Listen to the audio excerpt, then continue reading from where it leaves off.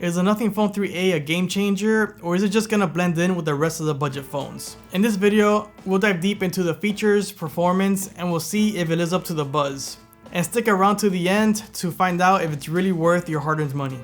The first thing we're gonna cover is gonna be the build quality and the design of the phone. Obviously, Nothing is known for having a unique design, and that on its own is already refreshing compared to the competition. The first thing that stands out is the back glass, because they have this X-ray style back glass that lets you kind of see what's inside. It's not actually what's inside, more like a cover that mimics what's underneath it, but they don't just want to leave everything exposed so you can see all the cluttered cables and ribbons that are underneath it. So they have a kind of simplified version showing here. In my opinion, it's one of the better looking phones, and it's not just a plain frosted back glass that every other phone manufacturer has. In fact, this phone's design is so nice that I wouldn't even want to put a case on it. At most, I would just go with a clear case to show it off a bit. And something that I actually noticed a couple of days in, not right away, was that these ribbons actually have intricate little lines in between them or in them that give it just more detail, and just it shows off how Nothing really looks at every aspect of the phone and are very detail oriented.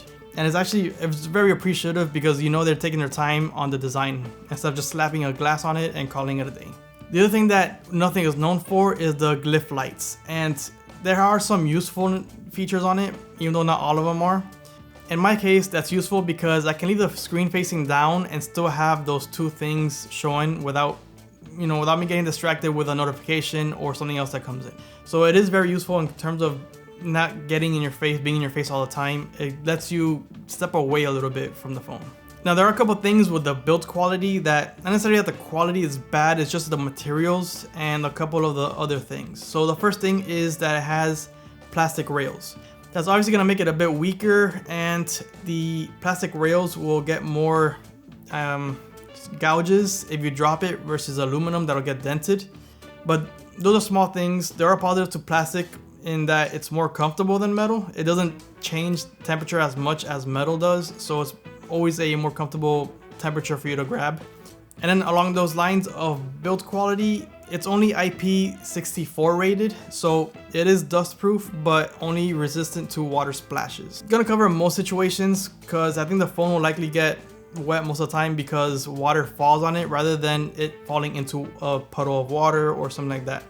So it does cover most of the use cases for water resistance, but it's not fully water resistant, something to keep in mind. And continuing with the quality and design is the button layout, which in terms of positioning, it's gotta be the best positioning I've felt in any phone.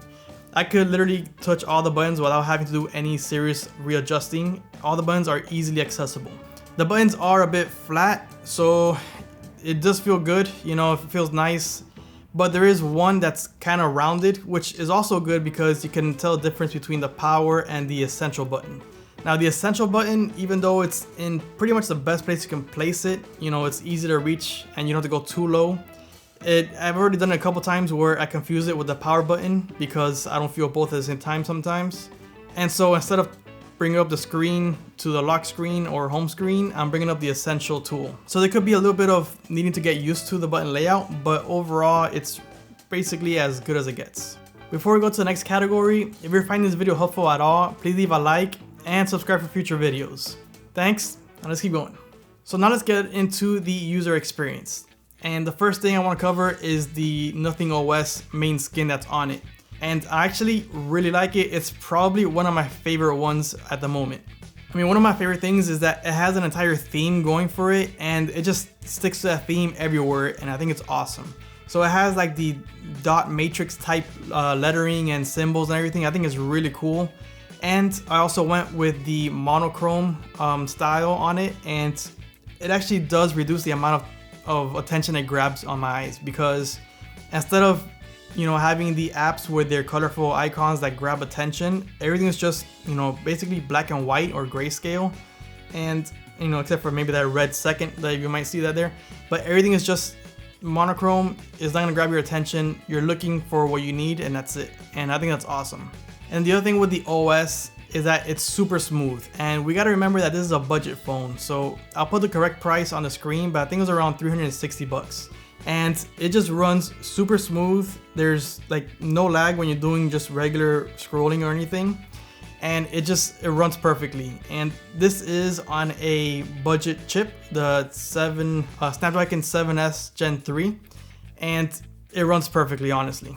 Of course, it's not gonna be perfect. There are times that I've seen some lag, but for the most part, it just runs super smooth. Another one that I'm super happy about, because it's my favorite, I guess, AI feature, is the circle to search, and the fact that OnePlus actually included it in their software. That's something that when I reviewed the HMD Skyline, that was one of my biggest ones that I kind of missed that feature, but they actually included it and it works awesome as you would expect. But it's just that they're not missing anything that's important in this phone. It feels like it has everything on it right now, software-wise. Now, of course, this is a budget phone, so they're gonna have to cut some corners in order to keep the price low. The first one being that they went with an optical fingerprint sensor instead of a ultrasonic one. Another thing about the fingerprint sensor, I do find it a bit weird or odd. The placement is very low, so it does take a little bit of getting used to, but it works just fine. Another thing I want to point out, obviously this being a budget phone, is that the speaker is actually really good. And it's not gonna be as good as the iPhone 16 Pro Max, as the S25 Ultra and phones like that, but it's much better than the other budget phones that I've tried. It actually feels like a very full sound, and it gets pretty loud. So I'm actually impressed with the speaker quality on this phone. And then another thing is that even though it's a small company, they're gonna be supporting this for 3 major updates, which I think is a pretty good place to start. Eventually, I would like to see them get up there to like at least a 5-year mark. But $360 for this phone, and it's gonna be supported for 3 years. It's not too bad. So I pointed out that the software and everything runs pretty smooth on it, but now let's go over the actual specs and raw power. So the Nothing Phone 3A is running the Snapdragon 7S Gen 3. It's the weaker chip of Snapdragon, not the 8 series, not the Elite, but it's actually pretty good. I don't know what the power difference is really when you compare it to the Samsung Exynos chips that they use on their phones, but in terms of how it feels much quicker and it runs very smooth. So to test this, I actually downloaded Star Wars Knights of the Old Republic, which is probably my favorite game, and yeah, it's an old game, so it's not gonna require too much processing power, but it's still a game nonetheless. And it ran that game perfectly, no hiccups whatsoever. I didn't even feel the phone get warm at all. It was running it like it was nothing going on. Obviously there was some extra battery drain, which you're gonna get with any game, but I enjoyed the experience with it, and it handled that game perfectly. Now if you go to one of the newer games like the Call of Duties and these first person shooters, it's gonna probably chug a little bit. It's gonna have some frame rate issues. But if you want to play that type of game, you're probably going to want to get the Snapdragon 8 Elite anyway. Another thing is that it's limited to 256 gigabytes of storage maximum. I'm not going to knock it too much on that, because even the S24 baseline was limited to 256 gigabytes, and I think the S25 baseline is also limited to that as well. So if premium phones are sometimes being limited to 256 gigabytes, I'm not going to get upset about a budget phone doing that. 128 right now feels like too little at this point, especially with these 50 megapixel pictures and all these large apps that you're downloading and stuff. But 256 is actually more than alright for most situations. Moving on to the screen, it's got a usable 387 pixels per inch. The lower number that premium phones tend to reach is 400 pixels per inch, so it didn't quite reach that, but it is above that 350 mark, which is where you can kind of see the pixels on the screen. So it's going to give you a pretty good, pretty crisp picture. Obviously it's not going to be the 500 pixels per inch that you get on the top of the line flagships, but it's going to be a good picture nonetheless. What I think is actually a bit more important than that is going to be the screen brightness. And the Nothing Phone 3A has 1300 nits of brightness on high brightness mode, and then peak brightness is going to be 3000 nits, which then we got to be a bit careful when it comes to the brightness ratings on the spec sheet, because it doesn't always translate to real life. So a couple of examples. The OnePlus Open had a really good peak brightness specification on the spec sheet, but it didn't really translate when it was tested. And on the other side, Samsung tends to rate theirs a bit lower than what it actually measures in real life. So there is some play there, but it being 3000 nits of peak brightness is gonna be pretty good outdoors. And the last thing I want to cover on the spec side is going to be that it has USB 2.0 instead of 3.0 or 3.1 or whatever. So it is going to be a bit slower in transfer speeds. But what I will say about this though is that the transfer speeds of 2.0 are going to be good enough for 99% of people. Even if you're transferring a bunch of photos, the files aren't exactly that large. Unless maybe you do raw files, which even then they're still not large when you compare it to, you know, other types of files like movies or videos. So unless you're transferring over large video files, I don't think that the USB 2.0 is going to be an issue. Not even in the future, honestly. Now let's get into one of my favorite topics, which is the camera performance. The first thing that caught my eye when I used the camera, well, one, that it was super smooth. There was no choppiness or lagginess on the preview window, and definitely nothing on the output. But it was just that the pictures were actually really good. But honestly, the output of this camera doesn't even look like it's coming from a budget phone. It looks like it's coming from a lower end premium around there. So output is really good. So a couple of things about the speed and everything about the camera app. When I snap on the picture, it takes a picture pretty quick. So there's no issues with it taking long like some of the other phones I've tested. The only thing is that with the quick snaps that it takes, I feel like it gets a lot of noise on some of the pictures because it doesn't want to take long. But I feel like that's kind of forgivable and can be corrected if you needed to, if it's that bad. Most of the time it's not that bad at all, but it's something that you can notice as the light goes down a bit. The pictures are also a bit contrasty, so if you don't like that, you might have to edit them afterward. Or, you know, if you do like it, then, you know, you're all set. It's contrasty, it's punchy, it's a good picture overall. Another thing that I noticed while using the camera is that taking a picture at 4x is actually a bit difficult sometimes because it doesn't give you any of that stabilization that you would sometimes get with other phones.